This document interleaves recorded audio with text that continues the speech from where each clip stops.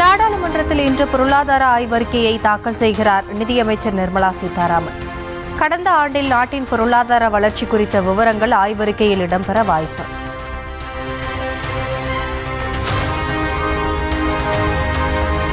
தமிழ்நாடு உள்ளிட்ட 5 மாநில சட்டமன்ற தேர்தல் பணிகள் தொடர்பான கூட்டம் வரும் 4-5 தேதிகளில் டெல்லியில் நடக்கிறது. தேர்தல் பார்வையாளர்களாக பணியாற்றும் அதிகாரிகள் மற்றும் 5 மாநில உள்துறை செயலாளர்களுக்கு தேர்தல் ஆணையம் அழைப்பு.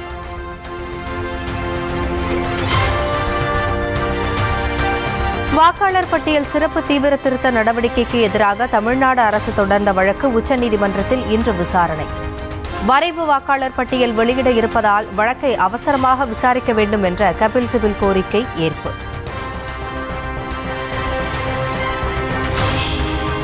வாக்காளர் பட்டியலில் பெயர் சேர்க்க திருத்தம் செய்ய நாளை கடைசி நாள். பிப்ரவரி 17ஆம் தேதி இறுதி வாக்காளர் பட்டியலை அறிவிக்கிறது தேர்தல் ஆணையம். விமான விபத்தில் உயிரிழந்த அஜித் பவாருக்கு இன்று இறுதிச் சடங்கு. பாராமதியில் முழு அரசு மரியாதையுடன் நடைபெறும் என்று மகாராஷ்டிரா அரசு அறிவிப்பு.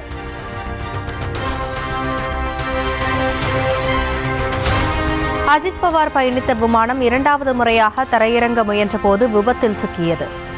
முதல் முயற்சியின் போது விமானியால் ஓடுபாதையை காண முடியாததால் வட்டமடித்து மீண்டும் இறங்க முயன்றதாக விமான போக்குவரத்து இயக்ககம் விளக்கம்.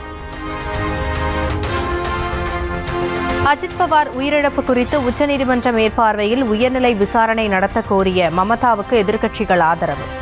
விபத்தின் பின்னணியை கண்டறிய பாரபட்சமற்ற விசாரணை தேவை என்று காங்கிரஸ் தலைவர் கார்கே, சமாஜ்வாதி தலைவர் அகிலேஷ் கருத்து.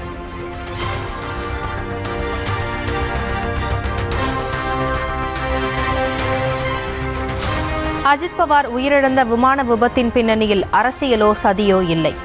தயவு செய்து அரசியலாக்காதீர்கள் என்று சரத்பவார் வேண்டுகோள். தமிழ்நாடு அமைதியாக இருப்பது சிலரது கண்களை உறுத்துவதாக பாஜக அதிமுக மீது முதலமைச்சர் மு க ஸ்டாலின் மறைமுக தாக்கு. இஸ்லாமியர்களை காக்கக்கூடிய காவல் அரணாக திமுக ஆட்சி இருப்பதால்தான் தமிழ்நாட்டில் உணவு அரசியல் கும்பல் வன்முறை தலையெடுக்காமல் இருப்பதாக பெருமிதம். எப்படிப்பட்ட அச்சுறுத்தலை எதிர்கொள்றீங்கன்னு உலகத்துக்கே தெரியும். இப்படிப்பட்ட நிலையில நான் உறுதியோடு சொல்றேன், இஸ்லாமியர்களுக்கு பாதுகாப்பான மாநிலமாக இன்றைக்கு இருக்கக்கூடிய ஒரே மாநிலம் தமிழ்நாடு தான். அதுக்கு காரணம் திராவிட முன்னேற்ற கழகம். திமுக தான் சிறுபான்மையின மக்களை காக்கக்கூடிய காவல் அரண். அதனால தான் உங்க உணவு அரசியல் கும்பல் வன்முறை போன்றவை இன்றைக்கு தலையெடுக்காம இருக்கு. இந்த அமைதி சூழல் சிலருடைய கண்களை உறுத்துது. தமிழ்நாட்டில் எப்படியாவது குழப்பம் ஏற்படுத்தலாமான்னு அவங்க போடுற ராஜதந்திரங்கள் எல்லாம் வீணாகிட்டு இருக்கு. இஸ்லாமியர்களுக்கு எதிரான இபிஎஸ் துரோகம் சீன பெருஞ்சுவரை போல நீளமானது என்று முதலமைச்சர் மு க ஸ்டாலின் கடும் தாக்கு. அதிமுக ஆதரவளிக்காமல் இருந்திருந்தால் குடியுரிமை திருத்தச் சட்டம் மாநிலங்களவையில் நிறைவேறி இருக்காது எனவும் ஆவேசம். பழனிசாமியுடைய துரோகங்களை நாம் எண்ணி பார்த்தா சீன பெருஞ்சுவரை போல நீளமானது. அவருக்கு தெரிஞ்சதெல்லாம் 2 தான். ஒன்று காலில் விழுறது, இன்னொன்று கால்கள் வாரி விடுறது.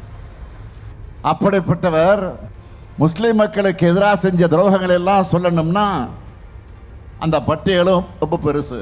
2019 குடியுரிமை சட்டம் நிறைவேற அதிமுக அந்த மசோதாவை ஆதரிச்சது.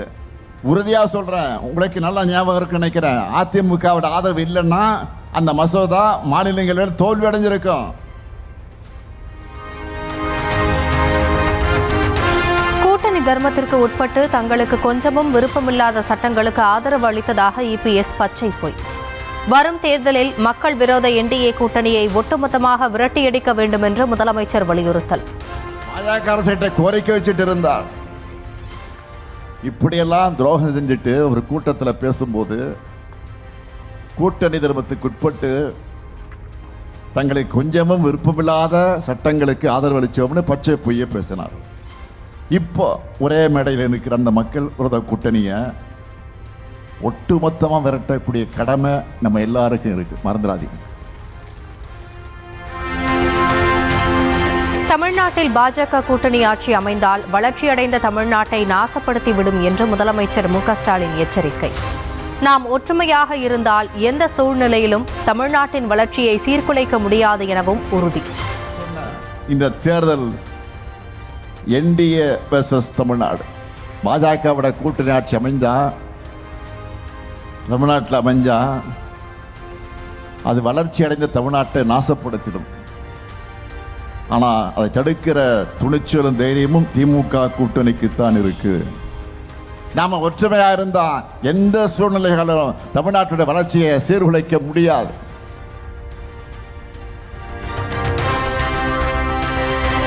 சென்னை தரமணி பாலிடெக்னிக் கல்லூரி பகுதியில் பீகார் மாநில இளைஞரின் குடும்பம் கொடூரமாக கொல்லப்பட்ட சம்பவத்திற்கு எடப்பாடி பழனிசாமி கண்டனம்.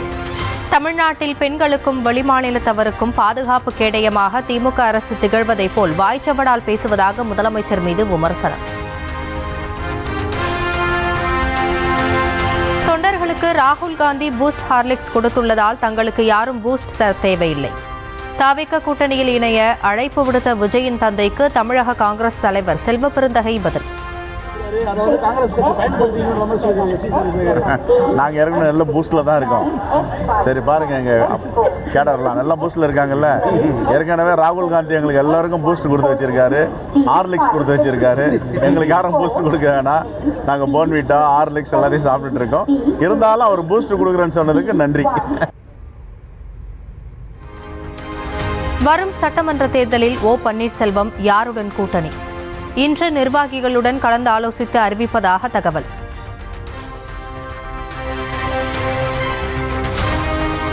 நகராட்சி நிர்வாகத்துறை ஊழல் புகார் தொடர்பாக அமலாக்கத்துறை அனுப்பிய கடிதத்தின் அடிப்படையில் நடவடிக்கை எடுக்காதது ஏன்? தமிழக டிஜிபிக்கு சென்னை உயர்நீதிமன்றம் கேள்வி. ஆசிரியர் தகுதி தேர்வில் தேர்ச்சி மதிப்பெண் விகிதத்தை குறைத்து அரசாணை வெளியீடு. ஆதிதிராவிடர் மற்றும் பழங்குடியினருக்கு 40%, பிற்படுத்தப்பட்டோருக்கு 50% மதிப்பெண் மாற்றம். தைப்பூசம் மற்றும் வார இறுதி நாட்களை முன்னிட்டு 3 நாட்கள் சிறப்பு பேருந்துகள் இயக்கம். கிளாம்பாக்கத்திலிருந்து நாளை 360 பேருந்துகளும், நாளை மறுநாள் 485 பேருந்துகளும் இயக்க ஏற்பாடு. நீதிபதி GR சுவாமிநாதனை அவமதிக்கும் வகையிலான புத்தகங்கள் விற்பனை செய்யப்படுவது கண்டறியப்பட்டால் சட்டப்படி நடவடிக்கை. தமிழக காவல்துறை சென்னை உயர்நீதிமன்றத்தில் அறிக்கை தாக்கல். கோவை வாளையாறு சோதனை சாவடியில் 10 கோடி ரூபாய் மதிப்புள்ள தங்க கட்டிகள் பறிமுதல். உரிய ஆவணங்களின்றி எடுத்துச் சென்ற எர்ணாகுளத்தை சேர்ந்தவரை வருமான வரித்துறையிடம் ஒப்படைத்த போலீசார். விழுப்புரம் மாவட்டம் கோட்டக்குப்பம் பகுதியில் முன்விரோதம் காரணமாக ரவுடி வெட்டி கொலை. கத்தி அரிவாளால் கண்மூடித்தனமாக தாக்கிய 10 பேர் கொண்ட கும்பலுக்கு வலைவீச்சு.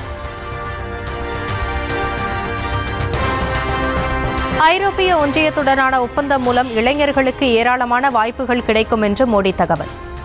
ஆராய்ச்சி, கல்வி மற்றும் தகவல் தொழில்நுட்பத் துறையை சேர்ந்தவர்கள் பயன்பெறுவார்கள் என்றும் உறுதி.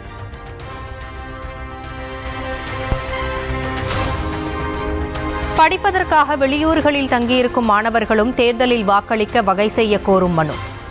மத்திய அரசு, தேர்தல் ஆணையம் மற்றும் பல்கலைக்கழக மானியக்குழு பதிலளிக்க உச்சநீதிமன்றம் உத்தரவு.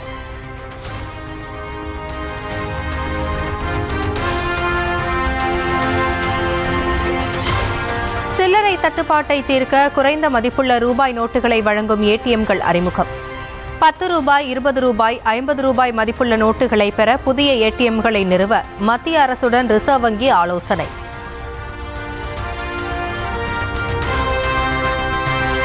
கர்நாடக ஆளுநர் மாளிகையின் தொலைபேசி ஒட்டு கேட்கப்படுவதாக சட்டசபையில் பாஜக குற்றச்சாட்டு. யாருடைய தொலைபேசியையும் தமது அரசு ஒட்டு கேட்கவில்லை என்று முதலமைச்சர் சித்தராமையா விளக்கம். ஹைதராபாத் பேகம்பேட் விமான நிலையத்தில் விங்ஸ் இந்தியா சார்பில் நடத்தப்பட்ட ட்ரோன் காட்சி.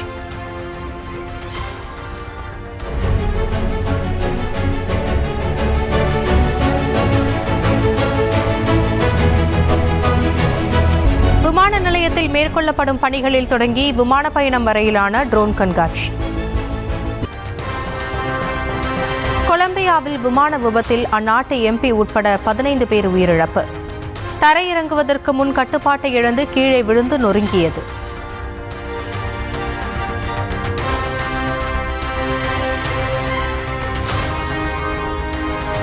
ஈரான் மீதான அமெரிக்காவின் அடுத்த தாக்குதல் மிக மோசமாக இருக்கும் என்று ட்ரம்ப் எச்சரிக்கை.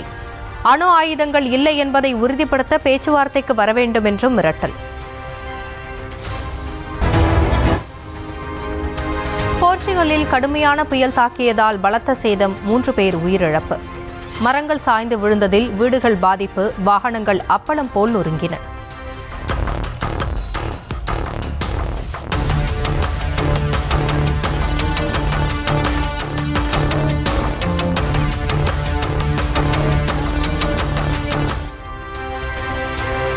நான்காவது T20 கிரிக்கெட் போட்டியில் நியூசிலாந்து அணி வெற்றி. 50 ரன்கள் வித்தியாசத்தில் இந்திய அணியை வீழ்த்தியது. திருவனந்தபுரம் ஆற்றுக்கால் கோவில் அருகே 60 அடி உயரத்தில் பிரம்மாண்ட கண்ணகி சிலை அமைக்க முடிவு. 3.5 கோடி ரூபாய் செலவில் சிலை வைக்கும் பணிகளை மார்ச் மாதம் தொடங்கி 8 மாதங்களில் முடிக்க திட்டம்.